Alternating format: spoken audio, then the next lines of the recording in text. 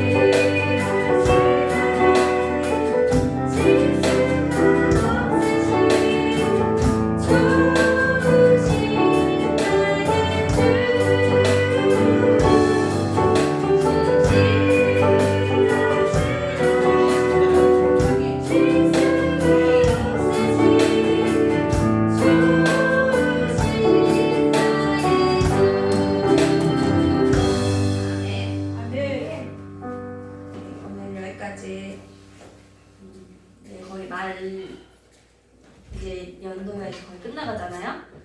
그래서 오늘은 우리 주님께서 여기까지 이렇게 우리를 인도해 주신 우리 주님께 감사하는 마음으로 찬양을 드렸으면 좋겠다 생각했습니다. 그래서 바로 다음 에베네셀 하나님, 감사하신 하나님 찬양할게요.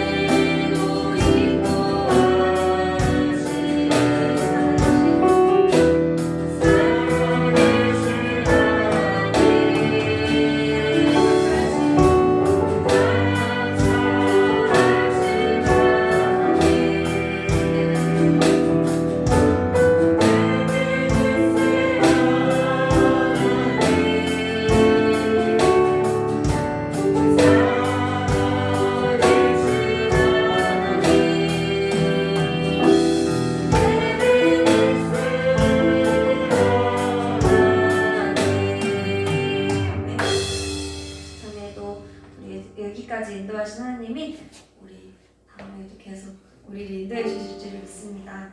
마지막으로 오신실하신 주 찬양할게요.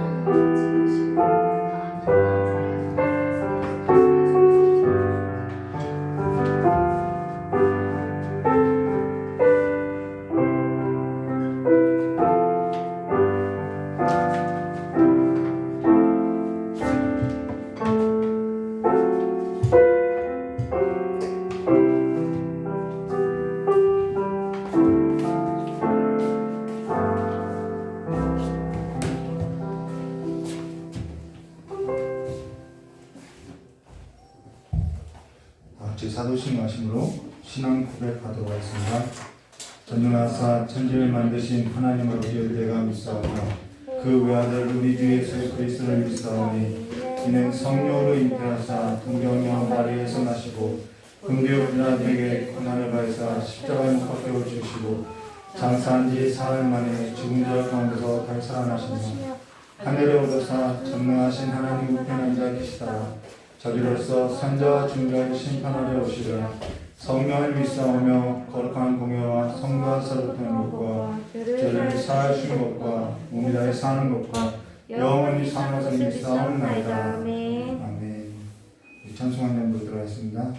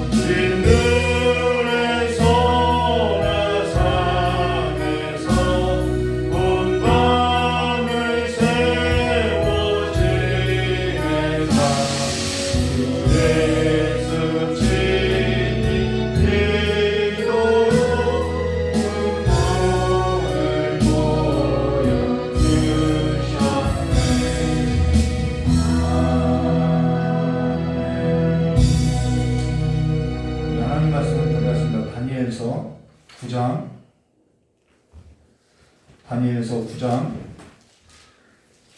20절부터 27절까지 말씀 보도하였습니다.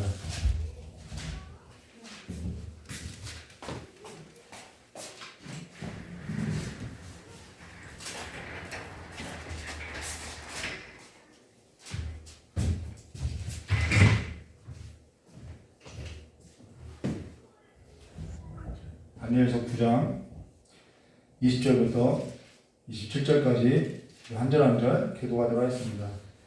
내가 이같이 말하여 기도하며 내 죄와 내 백성 이스라엘의 죄를 자복하고 내 하나님의 거룩한 산을 위하여 내 하나님 여호와 앞에 간구할 때 곧 내가 기도할 때 이전에 항상 중에 온 그 사람 가브리엘이 빨리 나가서 저녁 제사를 드릴 때쯤에 내게 이르노니 내게 가르치며 내게 말하여 이르되 다니엘아 내가 이제 내게 지혜와 총명을 주려고 왔느니라.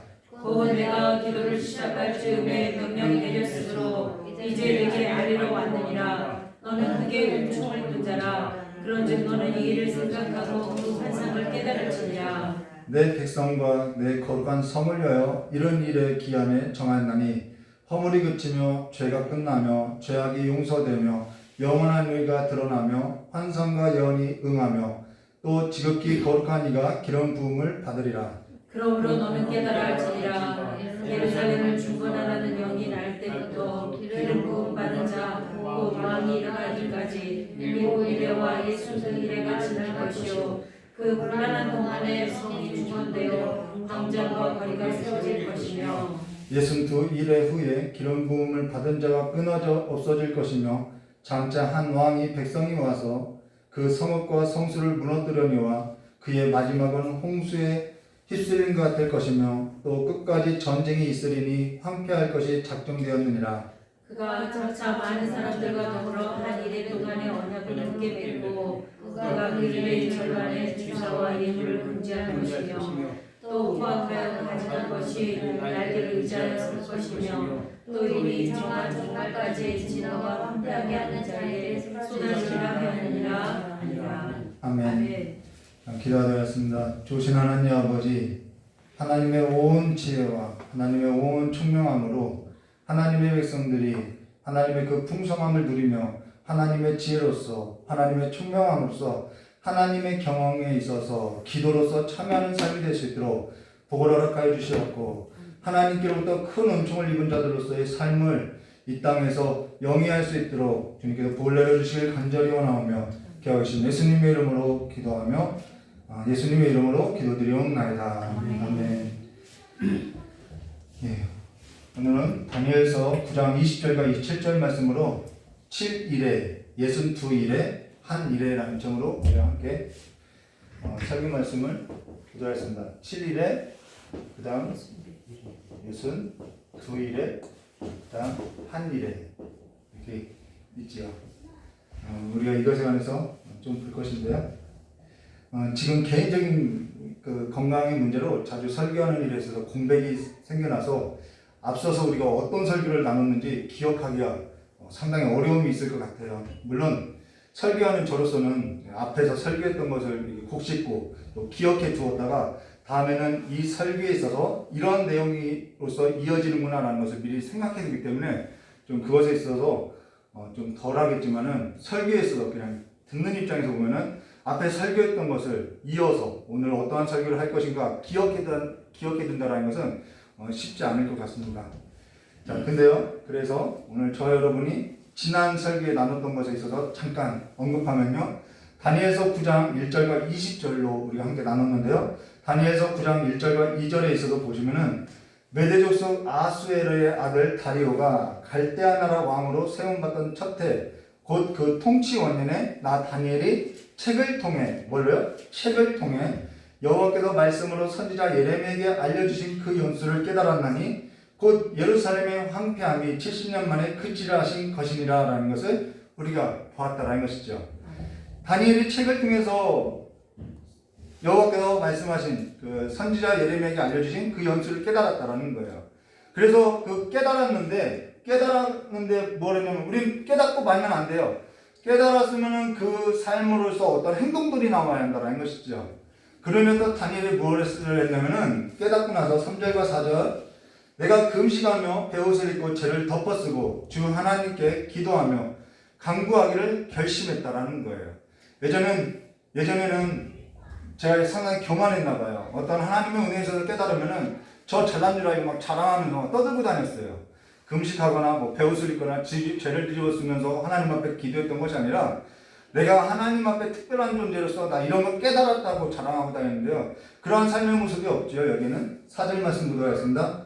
내 하나님 여호와께 기도하며 자복하여 이르기를 크시고 두려워할 주 하나님 주를 사랑하고 주의 계명을 지키는 자를 위하여 언약을 지키시고 그에게 인자를 베푸시는 이시여라고 주의 이름을 부르며 금식하며 베옷을 입고 또 자복하고 죄를 뒤집어쓰고 기도했다라는 것입니다. 여기에서 우리가 지난 설교 때 함께 나눴었다는 것이죠. 사실 여기 다니엘이 기도했던 그 기도의 내용을 잠깐 나눈다면요, 어떠한 기도의 내용이 있냐면요, 자기와 자기 백성이 바벨론에 끌려오게 된 이유에 있어서 깨닫게 됐다라는 거예요. 왜 내가 내 백성이 바벨론으로부터 끌려오게 됐냐, 그것에 관해서 깨닫게 됐는데 그것은 하나님께 죄를 범해서 끌려왔다라는 거예요. 그러면 당연히 그에 따른 행동이 뭐냐면 내 죄와 내 백성의 죄에 있어서 하나님 앞에 자복하고 기도하게 된다는 것이죠. 그러고 황폐하게 된 이미 포로로 끌려왔으니까 자기 그 땅, 자기 백성이 머물렀던 그 이스라엘은 황폐하게 됐다는 것이죠. 황폐하게 된 자기와 자기 백성에게 긍휼을 베풀어서 뭐 해달라는 것? 회복시켜달라는 것입니다. 왜요? 하나님께서 예레미야 선지자를 통해서 70년 후에는 회복될 것을 약속했기 때문에 그것을 회복시켜달라고 기도하고 있다는 것이죠.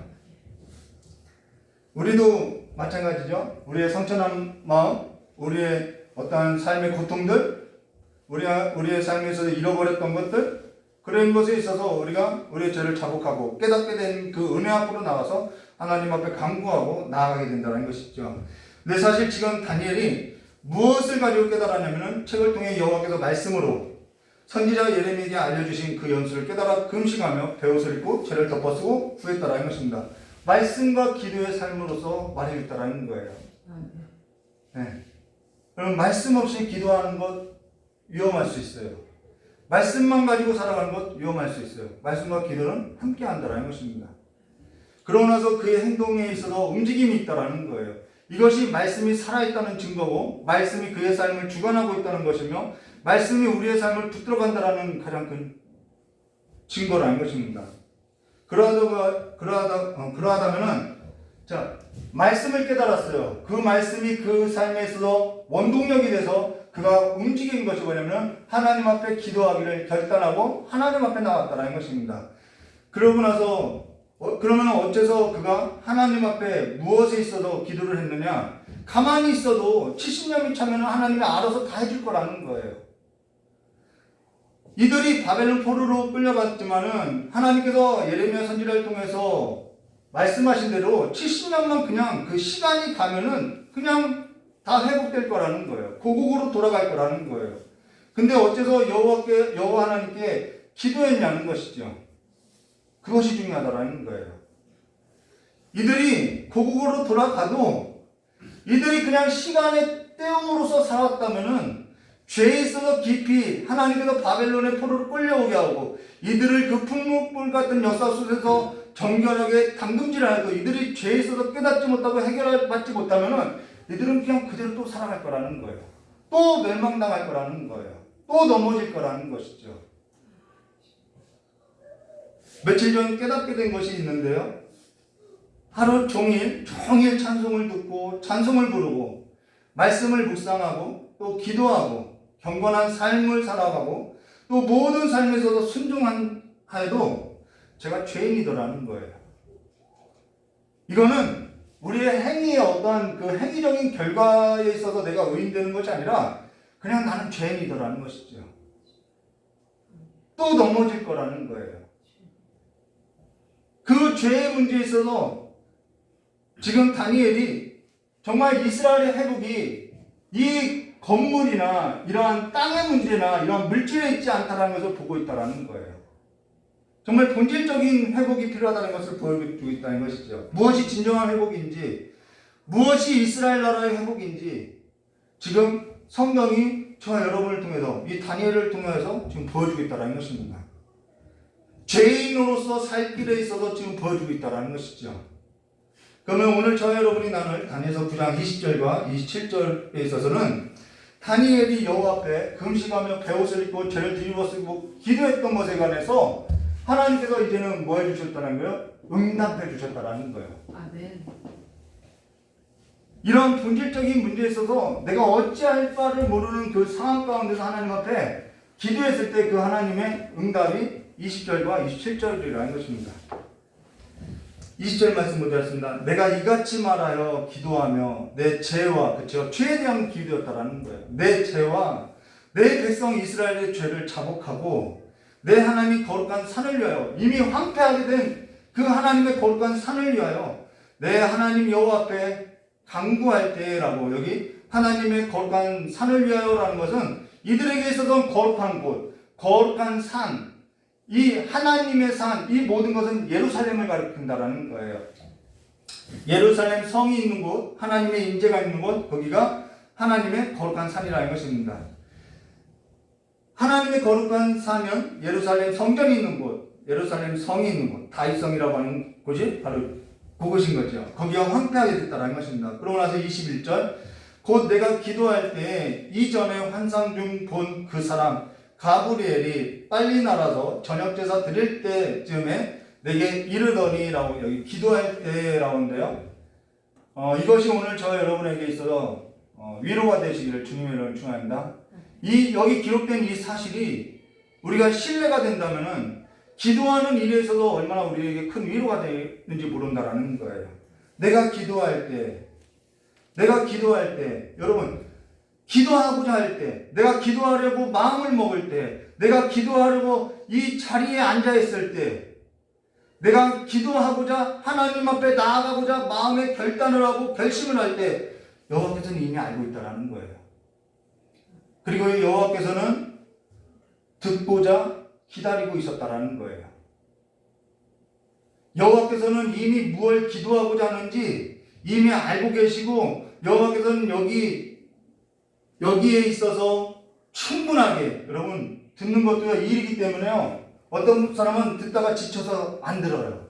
그런데 여호와 하나님은요, 듣는 일에서 충분하게 들으시고자, 듣고자 기다리고 있다라는 거예요.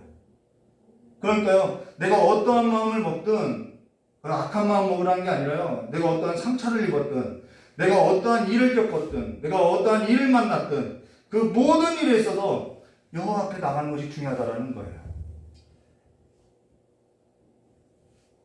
하나님께서는 그 일에 있어서 다 알고 계시고요, 지금 그 일에 있어서 듣고자 기다리고 있다라는 거예요. 기도하지 못해도, 내가 말 한마디 못해도 어떠한 마음으로 기도의 자리에 와서 앉아있는지 이미 다 알고 있다라는 거예요. 그러니까 기도의 자리에 있어서 놓치지 않으려고 애를 쓰고 있다라는 것이죠. 그러니까 예배당 와서 기도하지 못해도 때로는 엎드려 있다가 졸더라도 기도의 자리에 앉아있다라는 것이죠. 데살로니가전서 5장 16절과 18절, 항상 기뻐하라, 쉬지 말고 기도하라, 범사에 감사하라, 이것이 그리스도 예수 안에 있는 너희를 향한 하나님의 뜻이니라. 이것이 예수 안에 있는 우리를 향한 하나님의 의지이며 하나님의 뜻이라는 거예요. 그럼 그 뜻이 예수 안에 있는 자들에게 어떻게 되겠느냐는 거죠. 당연히 성취된다라는 거예요. 저 여러분의 삶 가운데 이것이 성취되시기를 주님의 이름을 축원합니다. 아멘. 항상 기뻐하래요. 쉬지 말고 기도하래요. 범사에 감사하래요. 이것이 그리스도 예수 안에 있는 너희를 향한 하나님의 뜻이래요. 이것이 성취되는 삶이라는 거예요. 하나님께서 우리의 삶을 이렇게 빚어간다라는 거예요. 그럼 쉬지 말고 기도하라는 것은 어떠한 뜻이냐면요, 여호와 하나님께서 늘 저와 여러분의 기도와 간구에 있어서 들으실 자리에 듣고자 하는 그 마음에 충분한 마음을 가지고 기다리고 있다라는 거예요. 그래서 쉬지 말고 기도하라는 것이죠. 기도의 자리에 나갔는데 하나님이 안 계셔요. 그러면 하나님이 쉬지 말고 기도하라고 했겠냐는 것이죠. 하나님께서 쉬지 말고 기도하라는 것은 저와 여러분이 기도할 수 있는 건, 저와 여러분이 쉬지 않고 기도할 수 있는 것은요, 이미 하나님께서 듣고자 그 자리에 계시고 들을 준비가 되어 있다라는 거예요. 항상 여호와께서는요, 단 한순간도 귀를 닫으신 적이 없다라는 거예요. 나 너희의 기도를 외면할 거야, 듣지 않을 거야 해도요, 다 듣고 계신다라는 거예요. 제가 화가 나서 내 자녀들에게 있어서 삐졌어 해도요, 등 돌리고 있어도요, 자녀들이 아빠 하면 다 들리게 되어 있다라는 것이죠. 왜 부르는지도 알고 있다라는 거예요. 하물며 하나님 아버지께서 그걸 모르시겠냐는 것이죠. 그로 인해서 사실 기도에 있어서요, 멀리하고요, 이 멀리한다라는 것은요, 여호와께서 멀리하는 것은요, 우리가 기도에 있어서 멀리하고요, 하나님 앞에서 멀리하는 것은요, 하나님이 우리를 멀리하는 것이 아니라 내가 하나님을 멀리하고 있다라는 것입니다. 하나님이 멀리하는 것이 아니라 내가 멀리하고 있다라는 거예요. 내 삶이 멀리하고 있다라는 것이죠. 하나님께서는 계속해서 우리를 부르시는데 모든 일에 있어서 간구와 기도로 할 것을 우리를 향해서 부르시는 일에 있어서 하나님을 열심을 내시는데 우리는 그 일에 있어서 열심을 내지 않고 멀리하고 있다는 것이죠. 이 기도는요, 매우 중요하다는 거예요. 그러고 나서 22절 볼까요? 내게 가르치며 내게 말하여 이르되 다니엘아 내가 이제 내게 지혜와 총명을 주려고 왔느니라. 여기 다니엘아 내가 이제 내게 지혜와 총명을 주려 왔느니라 라고 했다는 것은 다니엘이 기도하지 않았다면 못 얻었겠지요. 그래서 기도하라는 거예요. 기도하지 않으면 왜 하나님께서 70년에 있어서 하나님께서 70년이면 하나님께서 그냥 회복시켜 줄 거예요, 이스라엘을. 근데 왜 하나님께서도 그럼에도 너희는 기도할지라 라고 하는 것은 왜 기도하느냐? 이것이 하나님의 경영인데 하나님의 경영에 있어서 하나님의 지혜로서 하나님의 경영을 해가시는데 이 하나님의 경영은 기도하지 않고서는 볼 수 없다라는 거예요. 이 하나님의 경영은 기도하지 않고서는 하나님의 지혜로서 알 수 있는 경영이 아니라는 거예요. 이것이 없으면 어떻게 해요? 늘 내 경영으로서 그냥 살아가게 된다는 거예요. 기도하지 않는 사람들의 그 모든 삶의 중심에는 뭐냐면 내가 경영하고 내 지혜로서 삶을 살아간다는 거예요. 하나님이 그와 함께 살아가는 삶이 아니더라는 것이죠. 야고보서 4장 1절과 2절 말씀 볼까요? 너희 중에 싸움이 어디로부터 다툼이 어디로부터 나느냐? 너희 지체 중에 싸우는 정욕으로부터 나는 것이 아니냐?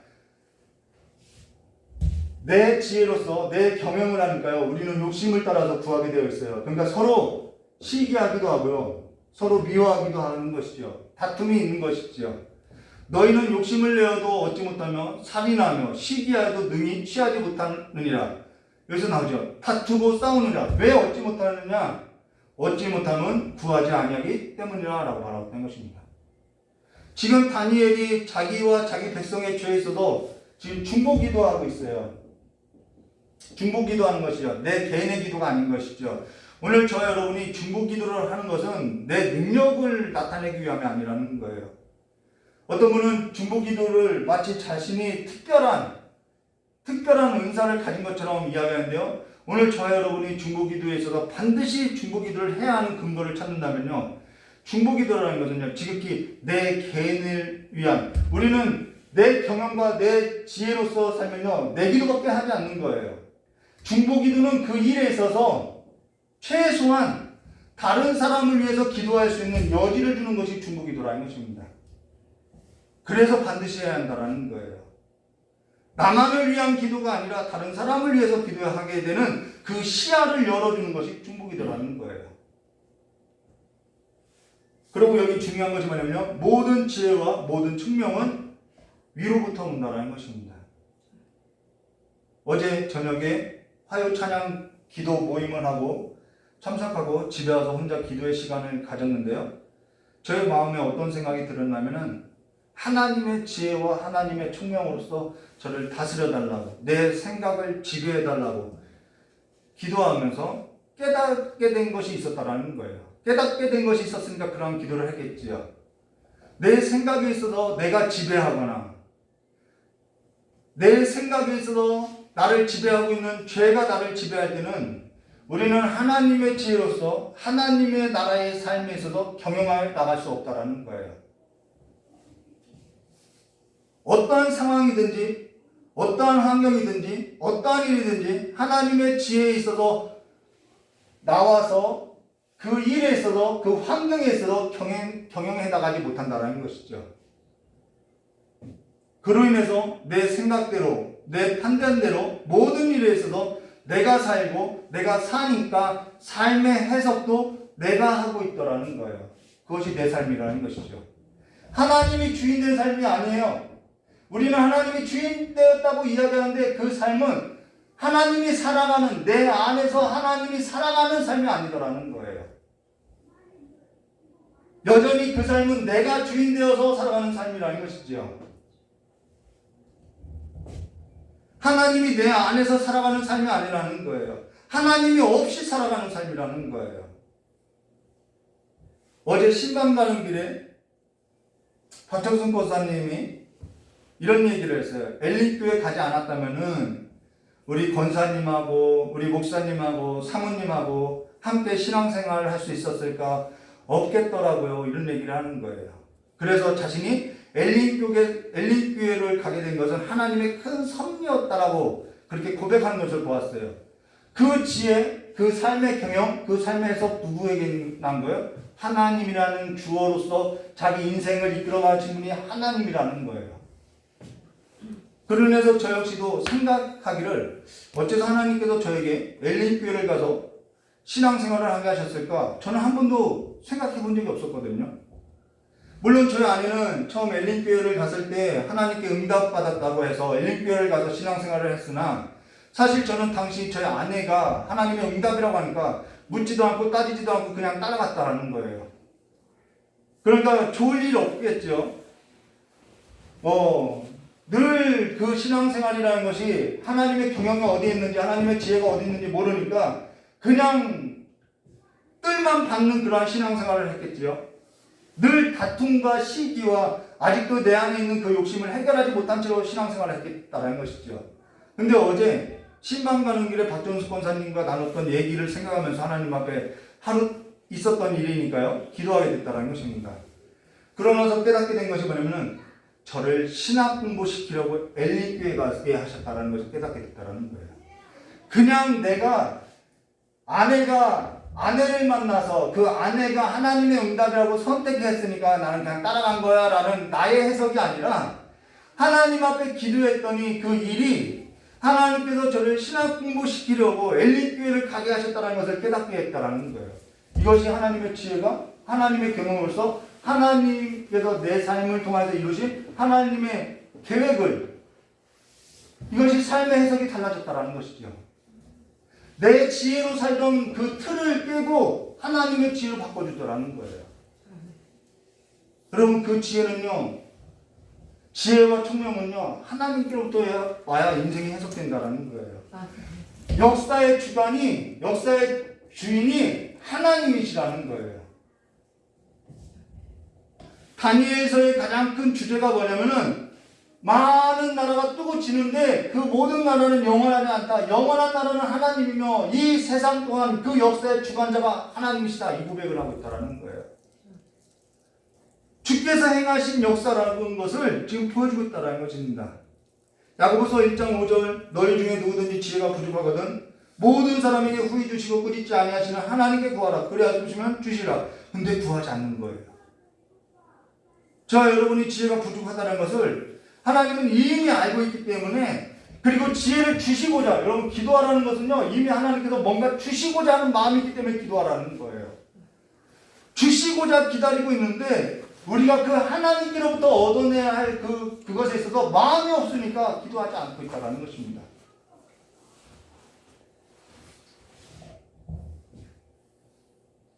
오늘 저와 여러분의 마음이 무엇에 있어서 상하였고 무엇에 있어서 뺏겼고 무엇에 있어서 그 생각들이 지배를 받아서 구하지 아니하고 하나님을 멀리하고 하나님 앞에 나오지 아니하고 하나님의 지혜와 총명을 얻지 못하고 구하지 못해서 오늘 여전히 내 삶을 살아가는 것이죠. 오늘 성경 말씀은요, 저 여러분에게 분명하게 기록하여서 변하지 않는 말씀으로서 들려주고 있다는 거예요. 그런데 이 야고보서 1장 5절에 너희 중에 누구든지 지혜가 부족하거든 모든 사람이 후히 주시고 꾸짖지 아니하시는 하나님께 구하라. 그러면 주시라라고 했던 이 지혜는 내 지혜를 말하는 것이 아니라 하나님의 지혜이며 하나님을 알아가는 지혜이며 하나님이 내 삶을 어떻게 펼쳐가실지에 관한 하나님의 경영을 가리키는 지혜라는 것입니다. 우리가 그 하나님을 몰라서 우리가 헤매고 있지 않냐는 것이죠. 그 하나님 앞에 지혜를 구하시기를 주님의 이름으로 축원합니다. 이 3절 말씀 묻어왔습니다. 곧 내가 기도를 시작할 즈음에, 그거 보세요. 성경은요 늘 기도를 시작할 즈음에 이미 하나님은 다 아시고 있다라는 거예요. 어떠한 마음으로 왔는지 어떠한 마음으로 앉아있는지 다 아신다라니까요. 내가 기도를 시작할 즈음에, 기도를 마칠 때문이 아니죠. 내가 힘써서 기도하고 다 마쳤는데 그때 아이고 내가 이렇게 기도했더니 이만치 시간을 들였더니 하나님이 고작 이만큼 주셨다, 이런 거 아니라는 거예요. 곧 내가 기도를 시작할 즈음에 명령이 내렸으므로 이제 내게 알리러 왔느니라. 너는 크게 은총을 입은 자라. 그런즉 너는 이 일을 생각하고 그 환상을 깨달을지라. 어떤 사람이 하나님께 크게 은총 입은 자예요? 하나님 앞에 나와서 하나님 앞에 기도하는 자가 크게 은총 입은 자라는 거예요. 기도하는 자가요 하나님께 크게 은총을 입은 자이며 이미 그가 은총을 입었기 때문에 하나님 앞에 나올 수 있는 것이고요. 하나님 앞에 나오는 그 기도하는 자에게 하나님께서는 하나님의 지혜와 총명을 베풀어줘서 하나님께서 하시고자 하는 일들에 있어서 깨닫는 마음을 주시고 하나님의 펼쳐질 그 하나님의 역사에 있어서 보여주고 있다라는 거예요. 기도 많이 하시기를 주님의 이름으로 축원합니다. 그러면서 24절 말씀 보도록 하겠습니다. 내 백성과 내 거룩한 성을 위하여 이런 이래를 기한을 정하였느니, 이제 가장 어려운 문제가 여기에 나와 있는데요. 뭐 사실 어렵지도 않은데 괜히 어렵다고 하니까요. 이런 이래라고 이야기죠. 70일에. 이 70일을 나눈 것이 7일에, 62일에, 그럼 한 일회가 남죠? 그렇죠? 네. 덧셈 뺄셈 해보세요. 내 백성과 내 거룩한 성을 위하여 이른 이래의 기간을 정하였나니 허물이 그치며 죄가 끝나며 죄악이 용서되며 영원한 의가 드러나며 환상과 예언이 응하며 또 지극히 거룩한 이가 기름 부음을 받으리라. 여기 내 백성과 내 거룩한 성을 위하여라는 것은 이스라엘 백성과 예루살렘 성을 말하고, 이른 이래의 기한을 정하였다는 것은 70하고 이래라는 것은 7이라는 숫자니까요. 7 하면 490년을 말한다는 것이죠. 70일에는 490년을 말한다는 것입니다. 그래서 이것에 관해서 연대별로, 연대기로 이렇게 성경을 해석하는 이들이 있어요. 근데 사실 여기 70일의 해석은요, 저마다 다르다라는 거예요. 비평주의 학자들, 자유주의 신학자들이 있고요, 세대주의 학자들이 있고요, 무천년설, 또 역사적 천천년설, 역사적 수천년설, 이 사람들의 해석이 다 다르다라는 거예요.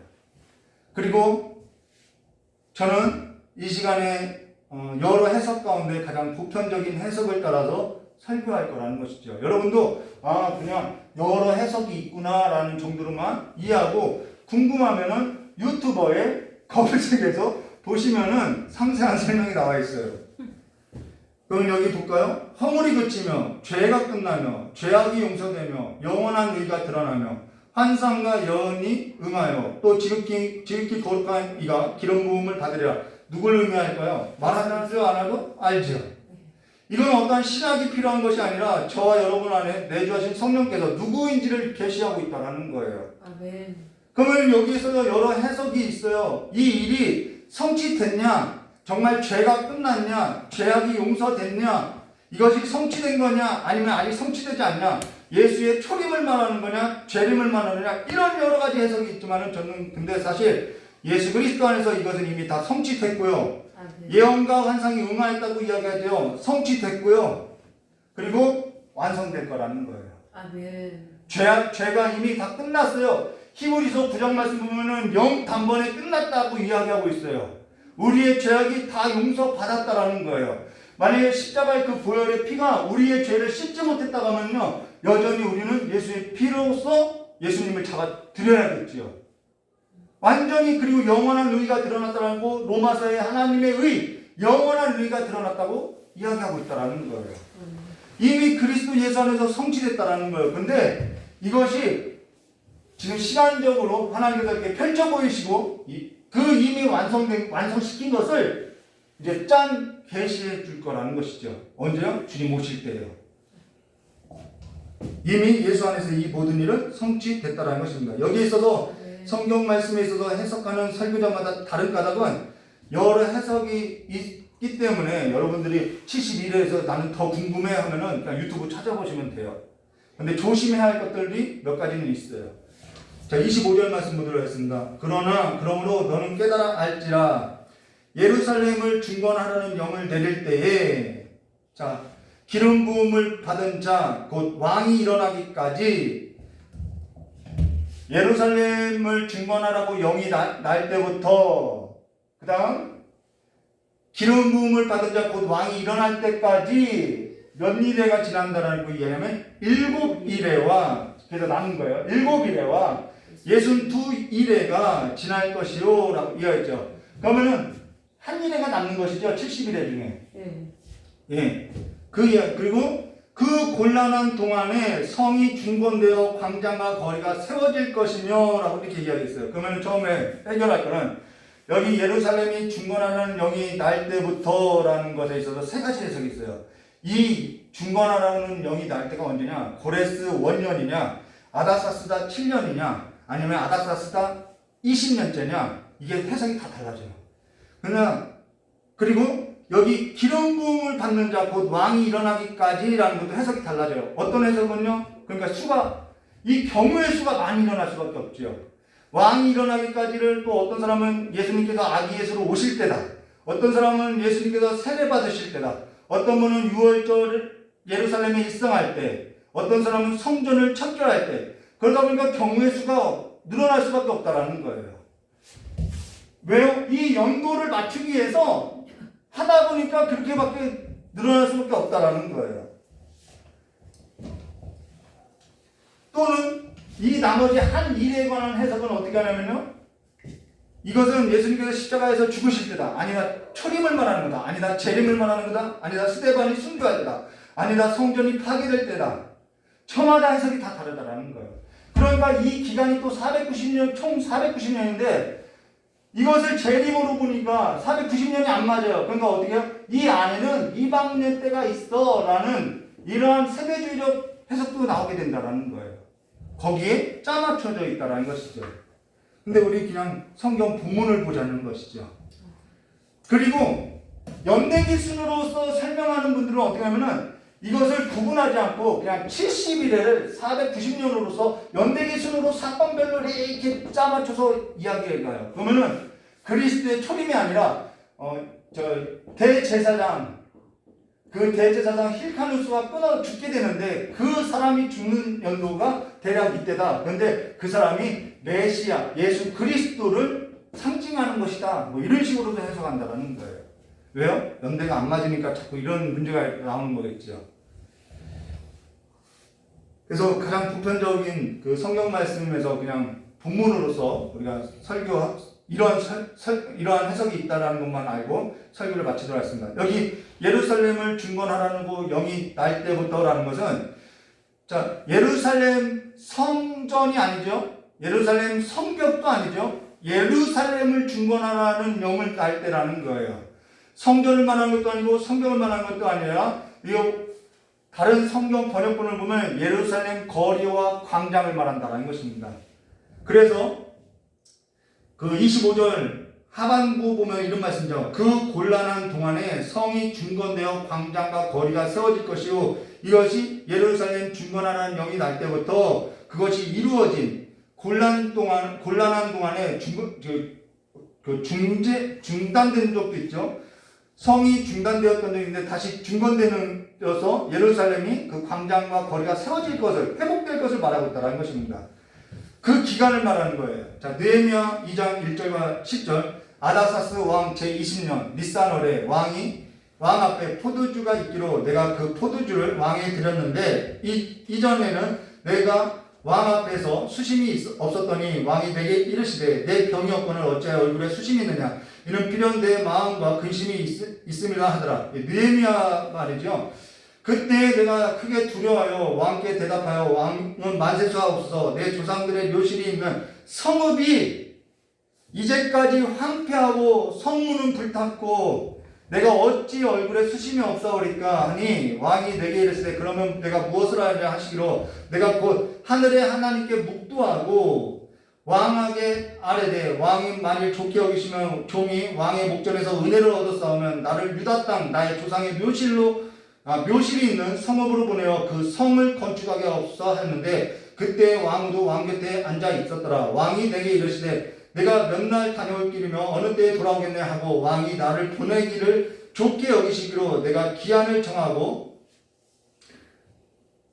또 내가 왕에게 아뢰되 왕 만일 좋게 여기시던 강 서쪽 총독들에게 내리시는 조서를 내게 주사 그들을 나를 용납하여 유다를 들어가기까지 통과하게 하시고 또 왕의 살림 감독 아삽에게 조서를 내리사 그가 성전에 속히 영문의 문과 성곽과 내게 들어갈 집을 위하여 들포를 쓸 제목을 내게 주게 하옵소서 하매 내 하나님 선한 손이 나를 도우사 왕이 허락하고 군대장관 마병을 보내어 나와 함께하기로 내가 강 서쪽에 있는 총독들에게 이르러 왕의 조서를 전하였더니 여기서 나오죠. 호른 사람 산발락과 종이었던 암몬 사람 도비아가 이스라엘 자손을 흥망하게 하려는 사람이 왔다함을 듣고 심히 두려워하더라라고 여기서 왕의 조서가 나온다라는 거예요. 아다사스 때죠.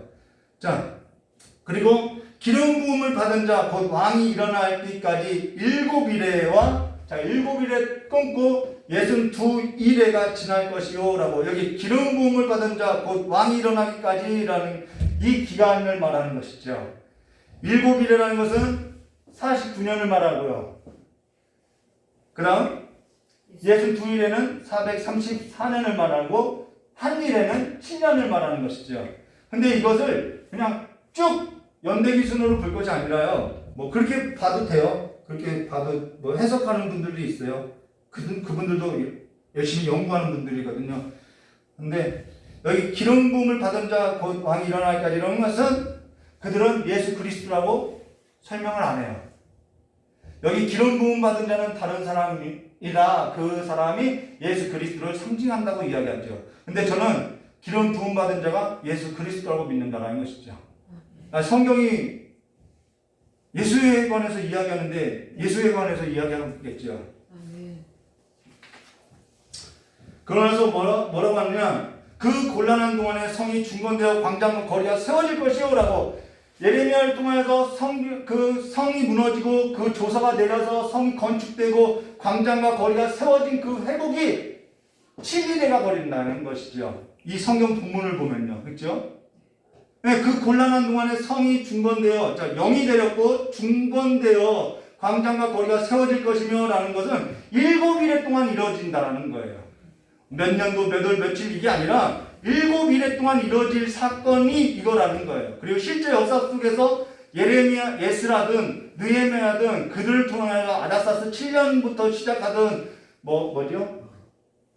아다사스다 20년부터 시작하던 그 연수가 정확하지 않아도 정확하게 따지는 분들도 있어요. 않아도 그 기간 49년이라는 기간 동안에 예루살렘 성이 중건되고 광장과 거리에서 이들이 세워졌다는 거예요.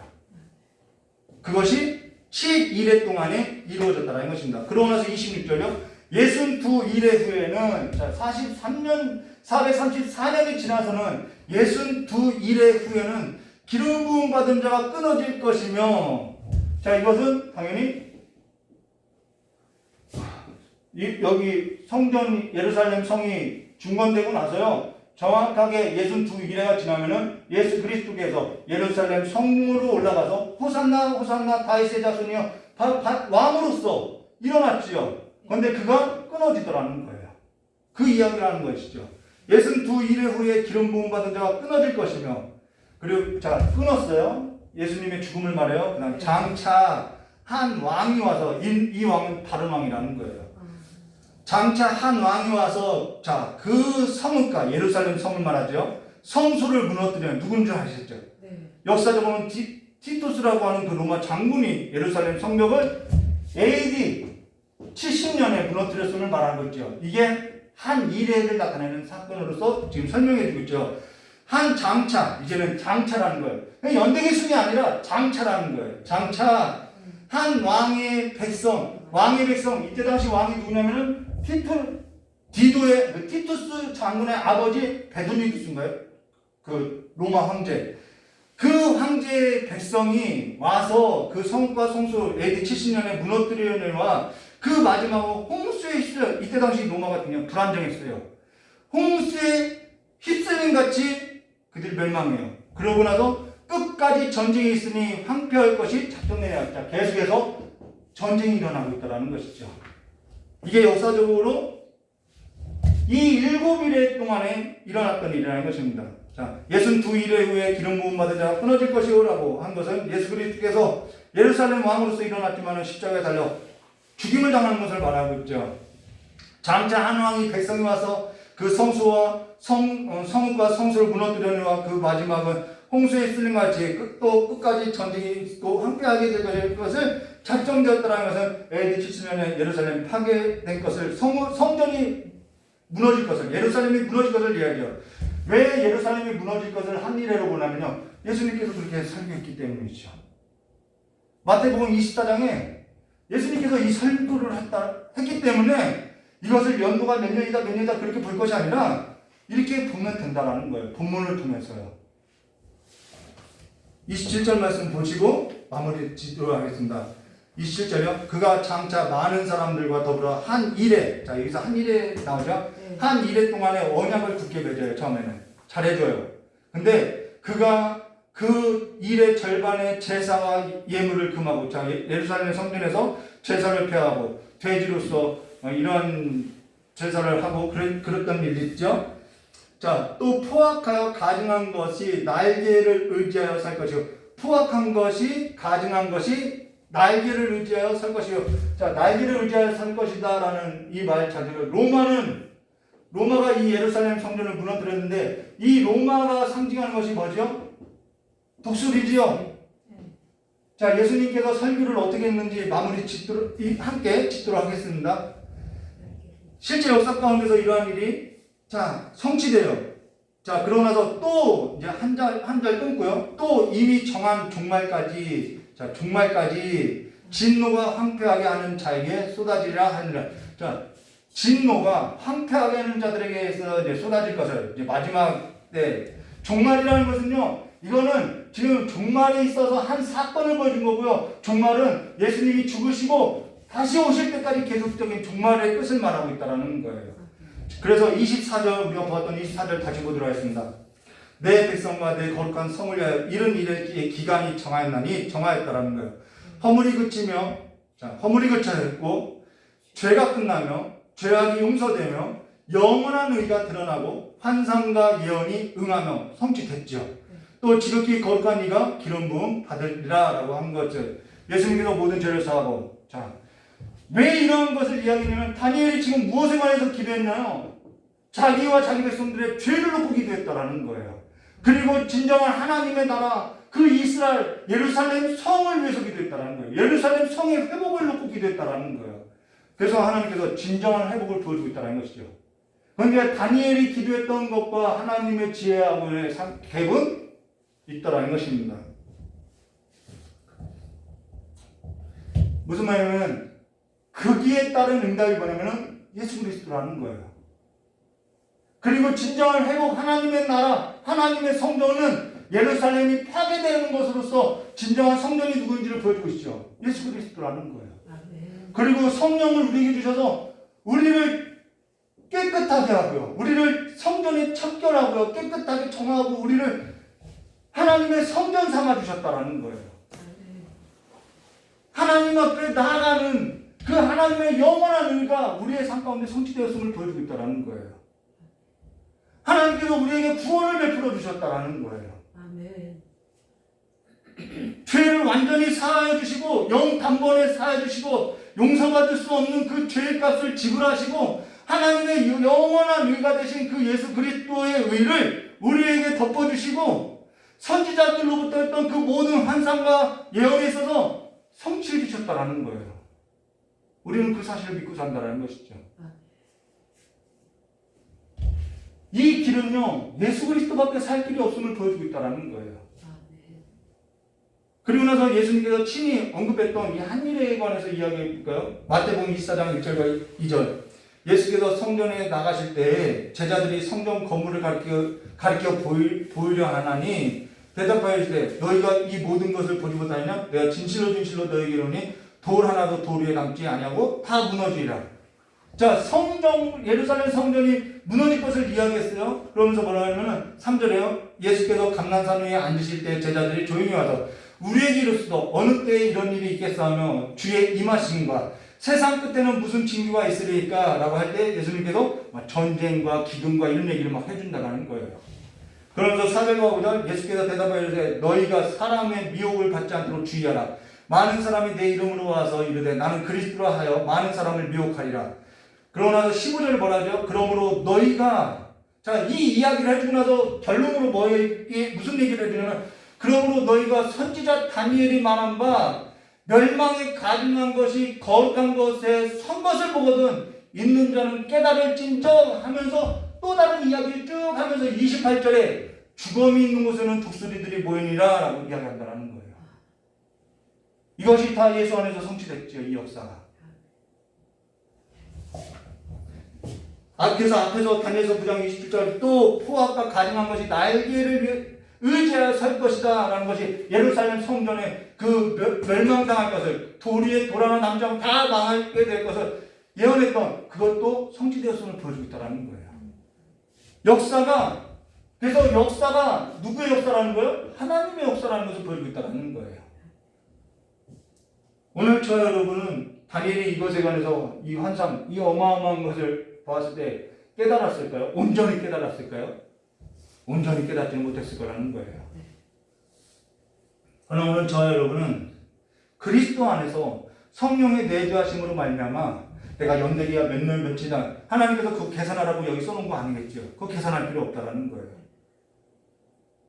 몇 날 며칠이다 그것이 아니라 이미 예수 안에서 성취된 역사를 보여주고 장차 임하게 될 그 성취된 완전한 그 종말에 있어서 그 성취된 역사에 있어서 우리에게 계시하고 보여주고 있다는 거예요. 그러면은 왜 다니엘이 그 길에서 얻은 하나님의 응답에 있어서 우리는 지금 성령을 통하여서 지금 예수 안에서 응답됐고 그 예수 안에서 응답된 것에 있어서 성령님께서 우리에게 지금 깨닫게 해주시고 알게 하시는데 왜 깨닫게 해주시는 거예요? 이 종말을 어떻게 살아라고요? 종말에 있어서 우리는 어떻게 살아라고요? 마태복음 24장에 정확하게 나오죠. 깨어있으라고요.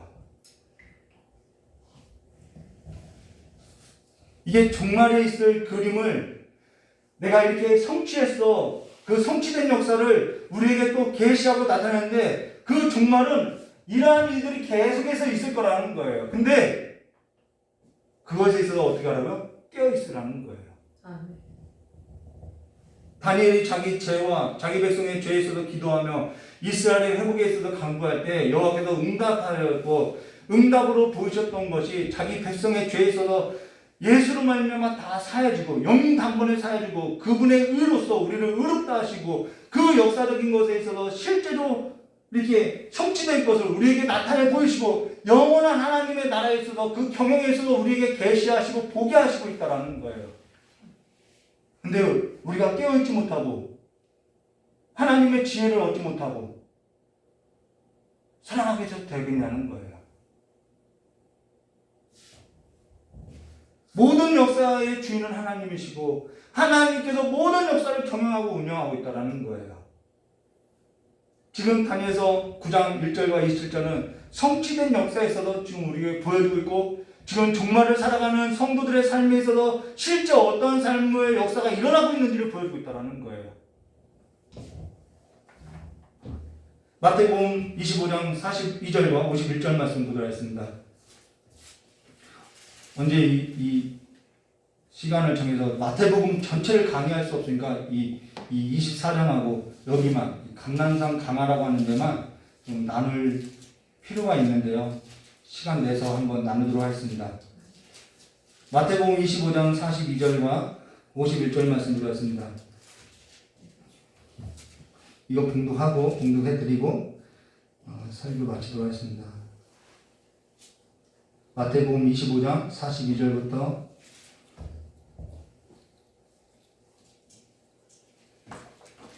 제가 본문을 잘못 적었나? 네. 46절까지 있는데. 24장이네요. 24장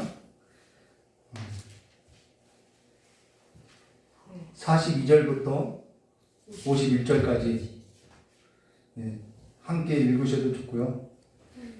그러므로 깨어있으라. 어느 날에 너희 주가 임하는지 너희가 알지 못하니라. 너희도 아는 바니 만일 집주인이 도둑이 어느 시각에 올 줄 알았다면 깨어있어 그 집을 뚫지 못하게 하였으리라. 이러므로 너희는 기도하고 있으라. 준비하고 있으라는 것이 기도하고 있으라는 거예요. 생각하지 않는 때에 인자가 오리라. 충성되고 지혜 있는 종이 되어 주인에게 그 집사람을 맡은 때를 따라 양식을 나눠줄 자가 누구냐. 주인이 올 때 그 종이 이렇게 하는 것을 보면 그 종이 복이 있으리라. 내가 진실로 너희에게 이르노니 주인이 그의 모든 수요를 그에게 맡기리라. 만일 악한 종이 마음에 생각하기를 주인이 더디 오리라 하여 동료들과 이게 무슨 여러분 여기서 잘 보세요. 주인이 그 종에 있어서 삶을 지배하고 있나요? 이게 악한 종과 이게 좋은 종하고의 차이가 뭐예요? 주인이 더디와 지배 안 받고 있는 거죠. 그 생각이 지배를 받지 않고 그냥 자신의 삶을 그냥 자기가 주인이 늦게 온다라는 것을 자기가 해석하고 그냥 자기가 살아가는 것이죠. 동료들을 때리며 49절이요. 동료들을 때리며 술 친구들과 더불어 먹고 마시게 되면 생각지 않는 날에 알지 못하는 시각에 그 종의 주인이 이르러 어미 때리고 외식하는 자가 받는 벌에 처하리니 거기서 슬피 울며 이를 가리라.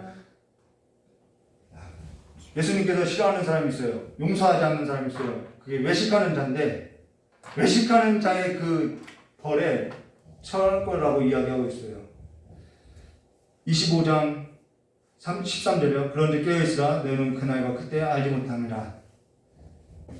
깨어 기도하는 성도로 하나님께 큰 은총 입은 자로서 하나님의 지혜를 얻으시고요. 하나님께서 지금 경영하시는 그 하나님의 역사에서도 가장 하나님의 역사에서도 동참하고 사는 것이 뭐냐면 기도하는 거예요. 기도하는 삶으로서 깨어 참여하는 거룩한 성도로 거룩한 교회로 일어나시기를 주님의 이름으로 축원합니다. 그리고 우리의 삶에서도 아직 종말의 시간이 남겨둔 것은요, 아직 깨어 일어나지 않는 자들이 있기 때문이라는 거예요. 아직 깨어 일어나지 않는 거룩한 무리들이 있어요. 그들을 위해서 앞서서 언급했던 것처럼 중보 기도해 주시기를. 그래야 내 기도가 내 배부름에서 멈추지 않고 다른 사람을 나누는 데까지 손을 뻗는 기도가 될 수 있음을 여러분 기억하시기를 주님의 이름으로 축원합니다. 기도하도록 하겠습니다. 고맙고 감사하신 하나님 아버지, 이 끝날을 살아가는 주의 백성들에게 있어서 하나님의 지혜를 주시고 하나님의 지혜로 하나님의 나라로 경영되어지는 삶으로서 일으켜 주셔서 우리의 마음의 모든 더러움을 예수 그리스도의 피로 씻음받아오사오니 하나님의 영원한 의를 따라서 살아가는 삶으로서 일으켜 주시고, 또한 아직 깨어나지 못하고 일으킴 받지 못하고 마음에 상처를 두고 마음에 무거운 짐을 두고 살아가는 그들을 위해서 정죄하는 것이 아니라 함께 기도하는 자들로서 그들마저도 깨워서 주님 앞에 참되게 일어나는 성도로서 하나님의 나라가 회복되는 것을 볼 수 있도록 주님께서 우리의 영을 하나님의 영에 합하여서 날마다 주님 앞에 기도하는 삶으로서 일으켜 주시길 간절히 원하오며 기하고 계신 예수님의 이름으로 축복하며 기도드리옵나이다. 아멘.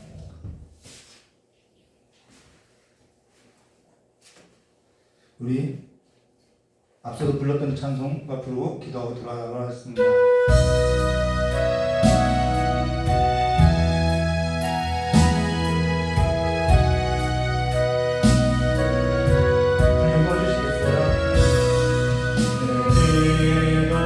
기도하는 그 시간 그때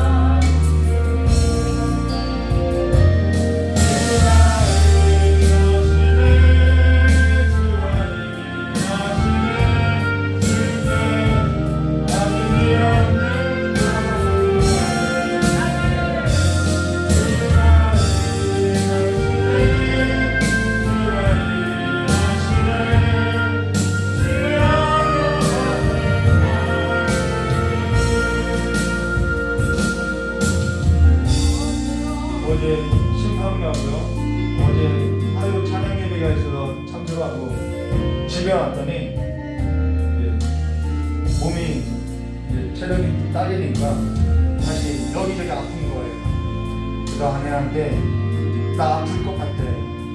이제 그 경로를 알거든요. 이러면은 어떠한 상황들이 내 삶 가운데 펼쳐질 것을 경험적으로 알거든요. 그래서 이렇게 아프어질 것 같아. 그 과정을 겪을 것만 같아. 두려워했더니 제가 이제 걱정하지 말고 좀 기도하면 안 돼? 이런 얘기를 하는 거예요. 기도해. 그럴 것 같아라고 하는 게 아니라, 그래서 내가 그 밀려는 과정들을 겪고 나니까 기도하는 것이 아니라 내 지혜가 나를 지배하더라는 거예요. 내 경험이 나를 지배하더라는 거예요. 하나님 앞에 기도하지 않으니까 내 지혜로서 내 경험했던 그 경험이 내 삶을 지배하고, 그리고 근심하고 걱정하고 주변의 상황들을 짜증나게 만들고 힘들게 만들더라는 거예요. 그래서 주변에 더러움을 입히더라는 거예요. 그렇지 아내가 걱정할 일이 있으면 기도해라는 그 말이 제 마음 가운데 새겨지더라는 거예요. 근데 그렇게 새겨졌는데 그래서 바로 기도하지 않더라는 거예요. 얼마나 이 우리의 삶의 그 죄의 본성이 얼마나 강한지, 얼마나 우리의 생각이 하나님의 지혜로서 경영되어지고 붙들려 있지 않는지 바로 하나님 앞에 기도되어지지 않더라는 거예요. 어떠한 일에 있어서는 순종을 하지요. 근데 내 마음이 하나님 앞에 굴복되어지기를 싫어하더라는 거예요. 오늘 저와 여러분의 마음과 생각이 하나님의 지혜로서, 하나님의 경영하시는 나로서, 하나님의 성전으로서, 하나님의 영이거하시는 그 영이거하는 하나님의 충만한 성전으로서 그 영광이 나타나는 삶으로서 들어지기를. 그래서 내가 일하는 것이 아니라, 내가 생각하는 것이 아니라 하나님께서 일하시고 있구나, 하나님이 나에게 있어서 이러한 생각으로서 붙들어주시는구나, 그러한 생각으로서 지배되어지시기를. 그래서 내가 사는 것이 아니라 내 영과 합한 그 주의 영이 사는 삶으로서, 그래서 내가 사는 삶이 아니라고, 성경이 말하는 것처럼 내 안에는 그리스도께서 사시는 삶이라고 고백되어지는 능력과 그 부와 지혜와 권능과 찬양이 저 여러분의 삶을 더욱더 풍성해지시기를. 그냥 나 예수 믿고 구원받았어, 그게 아니라 그 구원하심을 노래하는 그 고백들이 내 안에 더욱더 풍성하여져서 그 고백들이 믿음이 되어서, 믿음의 결부된 믿음이 되어서 내 삶을 지배하게 해달라고 오늘 이 시간에 기도하고, 또한 아직도 깨어나지 못하는 이들의 삶 가운데 깨어날 수 있도록, 깨우칠 수 있도록, 일으켜줄 수 있는 사람이 될 수 있도록 그러한 교회가 되시기를, 그러한 성전이 되어 가시기를 주님의 이름으로 축원합니다. 그렇게 그리스도의 몸으로서 우리는 하나하나 지어져 가야 한다는 거예요. 여러분의 삶을 하나님 앞에 드려주시기를 주님의 이름으로 축원합니다. 이 시간에 주의 부르고 기도하도록 하겠습니다. 주여!